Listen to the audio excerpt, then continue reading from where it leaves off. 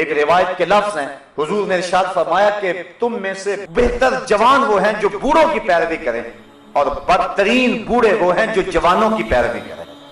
جوانوں کو بوڑھوں کے نقوش قدم پہ چلنا چاہیے، لیکن بوڑھوں کو جوانوں کے نقوش قدم پہ نہیں چلنا چاہیے، بلکہ ان کو اپنے بڑھاپے کا حیا ہونا چاہیے۔ اگر بوڑھا بھی ہو گیا اور نظر کے اندر حیا پیدا نہ ہوا، قبر میں ٹانگیں چلی گئی لیکن نظر پھر بھی بدکاری کرتی ہے، تو اس سے جو ہے وہ بدبختی اور زیادہ کیا ہو سکتی ہے۔ میاں صاحب نے شاید ایسے لوگوں کے بارے میں کہا تھا، ہڈیاں کمبن گوڈے کھڑکن تے اڑ گیا لک تیرا، اجے بھی بدیوں باز نہ آئوں جیو مرد دلیرا۔ تو اقبال کہتا ہے، نوجواناں چو زنا مشغول تن، از حیا بیگانہ پیرانے کہون، دخترانے او بچشم خود اسیر، شوخ چشموں شوخ بینوں خردہ گیر، ساختہ پرداختہ دل باختہ ابروان مثل دو تیغ آختہ۔ یہ وہی اسی حدیث کے ترجمے ہیں، مائلات ممیلات، خود کسی کی طرف لڑک جانے والی اور معمولی سی بات سے کسی طرف مائل ہو جانے والی، اور جو ہے وہ کسی کو اپنی جانب اپنی اداؤں سے، اپنے ناز و نخرے سے اور اپنے عشموں سے لوگوں کو اپنی طرف مائل کرنے والی ہیں۔ اور حضور نے ارشاد فرمایا کہ یہ عورتیں اپنے سروں پر اس طرح جوڑے رکھیں گی۔ دیکھیے حضور نے 1400 سال قبل ہی یہ بات بتا دی، جس طرح بختی اونٹوں کی کوہانیں ہوتی ہیں، اور فرمایا کہ یہ عورتیں ایسی ہیں جو جنت میں جانا تو دور کی بات ہے، جنت کی خوشبو بھی نہیں پا سکیں۔ آج اپنے لباس کو ترک کر دیں، آج حیا کی چادر پھاڑ کے پھینک دیں، جو کرنا ہے کر لیں، اس مغرب کے معاشرے کے پیچھے لگ جائیں، لیکن حضور کے اس فرمان کو نظر میں رکھیں کہ قیامت کے دن پھر کتنی رسوائی ہوگی ان عورتوں کی جنہوں نے حیا کی چادر کو اتار کے پھینک دیا۔ بلکہ آئیے ہم حضور کے دور کو دیکھتے ہیں۔ ابو داؤد شریف کے اندر روایت ہے کہ ایک خاتون کا بیٹا شہید ہو گیا کسی جنگ کے اندر، تو حضور کی خدمت میں وہ حاضر ہوئی، لیکن اپنے جوان بیٹے کی وفات پر اور اس کی شہادت پر حضور کی خدمت میں جب حاضر ہوئی تو صحابہ نے کیا دیکھا کہ اس کا پورا جسم جو تھا وہ پردے میں لپٹا ہوا تھا۔ تو بیٹے کی وفات پر باوجود کے دکھ اور تکلیف کی کیفیت میں بعض اوقات شرعی ضابطے لوگوں سے چھوٹ جاتے ہیں، لیکن اس نے اپنے پردے کا خوب اہتمام کیا ہوا تھا۔ صحابہ نے تعجب کرتے ہوئے، اور تعجب جو تھا اس کو تحسین کی نظر سے دیکھتے ہوئے، کہا کہ تو نے اس حالت کے اندر بھی اپنے پردے کا اتنا التزام کیا ہے؟ تو اس عورت نے جو جواب دیا وہ دختران ملت کے لیے کتنی روشن اور کتنی جو ہے وہ اجالے بانٹنے والی بات ہے۔ اس نے کہا میرا بیٹا فوت ہو گیا، میرا حیا تو فوت نہیں ہوا ہے، میرا بیٹا چلا گیا لیکن میرا حیا تو بھی باقی ہے۔ تو یہ تھی اسلام کی وہ دختران جن کی گود میں اسلام پلتا تھا۔ جب عورت پردے میں تھی تو وہ ایسے بچے جنم دیتی تھی جو قوم کی تقدیر کو بدل کے رکھ دیتے تھے۔ اقبال کہتا ہے، تو نہ دانی کہ سوزے کے راتے تو دیگر گوں کر تقدیر عمر رہا۔ میرے قوم کی بہن تو نہیں جانتی کہ تو بہن ہو کے قرآن پڑھے تو عمر کی تقدیر بدلتی ہے، اور تو ماں ہو کے قرآن پڑھے تو بیٹا نیزے کی نوک پہ بھی قرآن سناتا ہے۔ آج اگر عورت سمٹ جائے تو معاشرہ پھیل جائے گا۔ میری بہن، میری بیٹی، تو نگار خانے کی زینت نہیں ہے، تو گھر کی آبرو ہے، تو مغرب کی ٹینوں نہیں ہے، تو مشرق کی بیٹی ہے، تو محافل کا حسن نہیں ہے بلکہ تو چراغے خانہ ہے۔ تیرے دم سے کائنات کے اندر حسن ہے، مکالمات افلاطون نہ لکھ سکی لیکن اسی کے شعلہ سے ٹوٹا شرار افلاطون۔ اسی عورت کی گود کے اندر اسلام پلتا تھا۔ جب مائیں ام الخیر جیسی تھی تو بیٹے غوث اعظم جیسے جنم لیتے تھے، جب مائیں مائی راستی جیسی تھی تو بیٹے بابا فرید جیسے جنم لیتے تھے، جب مائیں سیدہ فاطمہ زہرا جیسی تھی تو بیٹے حضرت امام حسین جیسے جنم لیا کرتے تھے، جب ماں قرآن کھول کے تلاوت کرتی تھی اور بیٹے کو لوریاں دیا کرتی تھی تو بیٹے وقت کے بایزید ہوا کرتے تھے۔ لیکن جب مائیں ایک طرف بیٹے کو دودھ پلا رہی اور دوسری طرف تھرکتی ہوئی تصویروں پہ نظر جمی ہوئی ہے تو پھر بیٹے وقت کے بایزید تو نہیں ہوں گے، وہ اداکار اور ایکٹر ہی بنیں گے، وہ بے حیا ہی بنیں گے، حیا کا مادہ ان کی آنکھ میں نہیں ہوگا۔ تو اللہ تعالیٰ جل شانہ نے خاص طور پہ ارشاد فرمایا اور عورتوں کو کہا کہ وہ اپنی نظر کو نیچا رکھیں، وَيَحْفَظْنَ فُرُوجَهُنَّ، اور اپنی پارسائی کی حفاظت کریں۔ سب سے قیمتی جوہر، کسی شخص کی آبرو ہے، اگر آبرو باقی نہ رہی تو کیا باقی رہا؟ وَلَا يُبْدِينَ زِينَتَهُنَّ، اور اپنا بناؤ نہ دکھائیں، إِلَّا مَا ظَهَرَ مِنْهَا، مگر جتنا خود ظاہر ہے۔ بعض علماء نے کہا کہ اس سے مراد جو ہے وہ اس کا لباس ہے، بعض نے کہا ہاتھ اور اس کا چہرہ اور اس کے پاؤں ہیں، لیکن یہ بات ذہن میں رکھیں، جو شریعت نے ہاتھ، پاؤں اور چہرے کے پردے کے بارے میں ہے کہ اس کا پردہ نہیں ہے، تو وہ رشتے آگے آ رہے ہیں کہ ان سے پردہ نہیں ہے، یعنی گھر کے اندر عورت رہتی ہے تو ظاہر بیٹے کے سامنے ہاتھ اور چہرہ اور پاؤں ان کا برہنا رہنا یہ ضروری ہے، ممکن نہیں ہے کہ یہ برہنا نہ رہے، اس لیے شریعت نے اس کی اجازت دی کہ وہ اپنے بیٹوں کے سامنے، اپنے باپ کے سامنے، اپنے بھائیوں کے سامنے، بھتیجوں اور بھانجوں کے سامنے یہ سارے رشتے گنوائے، اور عورتیں عورتوں کے سامنے، اور وہ بھی عورتیں جو مسلمان عورتیں ہیں، جو کافرہ عورتیں ہیں، ان کے سامنے بھی عورت پردہ کرے،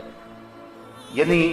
اس بات کی بھی تاکید کی گئی ہے کہ کافرہ عورت کے سامنے بھی جو ہے وہ پردہ کرے، اس کو بھی اپنی زیب و زینت نہ بنائے، کیونکہ وہ اتنی مقدس ہے، جس طرح شہوانی نگاہ اس کے چہرے پہ نہیں پڑنی چاہیے، کسی غیر جو ہے وہ مسلم عورت کی ناپاک نگاہ بھی اس کے مقدس چہرے پہ نہیں پڑنی چاہیے۔ یہ اسلام نے عورت کو عزت دی ہے، یہ اس کو مرتبہ دیا ہے، بلکہ ایک مخنث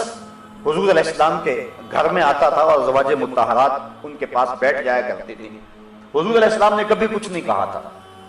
ایک دن حضور تشریف لائے تو وہ باتیں کر رہا تھا، اور بات کیا کر رہا تھا؟ کسی عورت کا تذکرہ کر رہا تھا کہ وہ اتنی موٹی ہے کہ جب وہ اٹھ کے چلتی ہے تو 4 بل پڑتے ہیں اس کے بدن پہ، اور جب وہ لوٹتی ہے تو اس کی کمر پہ 4 بل پڑتے ہیں، یعنی اس کے حیات جلوس اور حیات قیام کو وہ بیان کر رہا تھا۔ تو آقا کریم علیہ السلام نے ازواج مطہرات سے فرمایا کہ اس سے بھی تم پردہ کیا کرو، اگرچہ یہ مخنث ہے لیکن چونکہ یہ عورتوں کے ان محاسن پہ نظر رکھتا ہے، وہ شخص کے جس کی نظر خراب ہو یا جس کے خیال کے اندر وسوسہ پیدا ہو سکتا ہے اور یا جس کے خیال کے اندر پلیتی آ سکتی ہے، اگرچہ اس کے اندر مرد والی خاصیت نہ بھی ہو تو قوم کی بیٹیوں کو اس سے بھی پردہ کرنے کی ضرورت ہے، اس لیے کافرہ عورتیں جو ہیں ان سے بھی پردہ کرنے کی تلقین کی گئی ہے۔ اس کے من جملہ خرابیوں میں علماء نے یہ خرابی بھی بیان کی ہے کہ وہ اپنے مردوں کو جا کے اس کے محاسن بیان کریں گی تو وہ مرد ان کے لیے جو ہے وہ راغب ہوں گے، اس لیے کافرہ عورت کے سامنے بھی اپنی زینت کو ظاہر نہ کیا جائے۔ اللہ اکبر۔ بلکہ یہاں تک ارشاد فرمایا، ذرا غور کیجئے، آج جس معاشرے میں ہم جی رہے ہیں، آج اگر کوئی ایسی بات کرے تو لوگ کہتے ہیں کہ یہ کٹ ملا ہے، یہ معاشرے کو پنپتے ہوئے دیکھ نہیں سکتا، اس کا دین بڑا سخت ہے، لیکن یہ تمہارا رب فرما رہا ہے نہ صرف کہ عورت اپنے پردے کی حفاظت کرے بلکہ ارشاد فرمایا وَلَا يَضْرِبْنَ بِأَرْجُلِهِنَّ لِيُعْلَمَ مَا يُخْفِينَ مِنْ زِينَتِهِنَّ، عورت اپنے گھر کی 4 دیواری کے اندر اپنا پیر اتنے زور سے نہ رکھے کہ اس کے پاؤں میں پڑے ہوئے پازیب کی چھنکار باہر گزرتے ہوئے غیر مرد کے کانوں میں پڑے۔ یعنی اسلام یہاں تک عورت کو پردے کی تلقین کرتا ہے، نہ صرف عورت پردہ ہے، نہ صرف اس کے چہرے اور اس کے ہاتھوں کا پردہ ہے، نہ صرف کہ اس کی آواز پردہ ہے، بلکہ عورت کے ساتھ نسبت ہو گئی جس زیور کی، اسلام کہتا ہے کہ اس زیور کی چھنکار بھی غیر مرد کے کانوں تک نہ پہنچے، کیونکہ یہ زیور ایک عورت نے پہنا ہوا ہے اور عورت اتنی مقدس ہے کہ اس کے پاؤں سے جڑنے والے زیور کی چھنکار کا بھی پردہ بن گیا۔ بلکہ دیکھیے یہاں 22ویں پارے کے ابتدا کے اندر اللہ تعالیٰ جل شانہ نے جو حکم دیا حضور کی ازواج مطہرات کو، ذرا اس پہ غور کیجئے، اللہ تعالیٰ کیا ارشاد فرما رہا ہے۔ ارشاد فرما یا نساء النبی لستن کاحد من النساء، اے نبی کی بیویوں تم عام عورتوں کی طرح نہیں ہو۔ میں کہتا ہوں بدقسمت ہیں وہ لوگ جو نبی کو اپنے جیسا کہتے ہیں، بدقسمت ہیں وہ لوگ۔ اللہ کہتے ہیں نبی کی ازواج، نبی سے نسبت ازدواج رکھنے والی خواتین تم عام عورتوں جیسی نہیں ہو، کیونکہ تمہاری نسبت رسول سے ہو گئی ہے۔ جس کی نسبت رسول سے ہو جائے وہ عام عورتوں کی سب سے اٹھ کر امتیاز کی سب پہ بیٹھ جاتی ہے، پھر نبی کا اپنا مرتبہ کیا ہوگا؟ تو لوگ دھوکہ کھا گئے۔ حضرت صاحبزادہ سید فیض الحسن شاہ علیہ رحمہ ایک بڑی خوبصورت بات کہا کرتے تھے، میں اس پہ لمبی گفتگو نہیں کرتا لیکن یہ 2 جملے بہت کافی ہوں گے۔ آپ فرمایا کرتے تھے تو نے حلیمہ کی بکریوں کے پیچھے پیچھے تو دیکھا ہے، سدرہ پر جبریل کے آگے آگے کیوں نہیں دیکھا؟ اور اقبال کہتا ہے کہ تو نے یوسف کو کنویں میں دیکھا تو کیا دیکھا؟ ارے ناداں جو مطلق تھا مقید کر دیا تو نے، تو ابھی تک کنویں میں دیکھ رہا ہے، وہ تو مصر کے تخت کا مالک بھی بنا ہوا ہے۔ تو اپنی نظر کو بدلنے کی ضرورت ہے۔ تو اللہ فرماتا ہے یا نساء النبی، اے نبی کی ازواج، لستن کاحد من النساء، تم عام عورتوں کی طرح نہیں ہو۔ ان اتقیتن فلا تخضعن بالقول فیطمع الذی فی قلبہ مرض وقلن قولا معروفا۔ دیکھیے ایک ایسا سبق دیا جا رہا ہے کہ جب تمہیں بامر مجبوری کسی مرد سے بات کرنی پڑے، اور ازواج مطہرات سے لوگ مسائل پوچھنے آیا کرتے تھے، حضرت ام المومنین عائشہ صدیقہ رضی اللہ تعالی عنہا سے جو ہے حضور نے فرمایا اس حمیرہ سے دین لو۔ تو عورتوں کے جتنے بھی مسائل ہیں امت تک پہنچے ہیں وہ حضرت ام المومنین کے ذریعے پہنچے، تو ان کے پاس امر مجبوری آنا پڑتا تھا۔ صحابہ کو کوئی مسائل جو حل نہیں ہوتے تھے تو وہ ان کے پاس آتے تھے کہ تم نے حضور کا عمل کیا دیکھا؟ تو انہیں حکم ہوا کہ اے نبی کی ازواج، تم عام عورتوں کی طرح نہیں ہو اور تم اللہ سے ڈرو، اور جب کسی مرد سے تمہیں بات کرنی پڑ جائے، اللہ اکبر، تو کیا ارشاد فرمایا کہ ایسی نرمی نہ کرو کہ دل کا روگی کچھ لالچ کر لے، یعنی اپنے لہجے کے اندر ایسی نرمی پیدا نہ کرنا کہ جس کے دل کے اندر کھوٹ ہے اور روگ ہے وہ تمہارے لہجے کے گداز اور لہجے کی نرمی سے کوئی اور معنی حاصل کر لے اور تمہاری طرف مائل ہو جائے۔ کہا نہیں، وَقُلْنَا قَوْلًا مَعْرُوفًا، ہاں تم اچھی بات کرو، وقار کے ساتھ بات کرو، لیکن عورت کو حکم ہے کہ اگر اسے غیر مرد سے بات کرنے کی نوبت آ جائے، یہ لفظ بول رہا ہوں، نوبت آ جائے بامر مجبوری، تو اس کے لیے بھی شریعت نے آداب مقرر کر دیے کہ وہ غیر مرد سے مٹک مٹک کر کے، اپنے لہجے کو سوار سوار کر کے،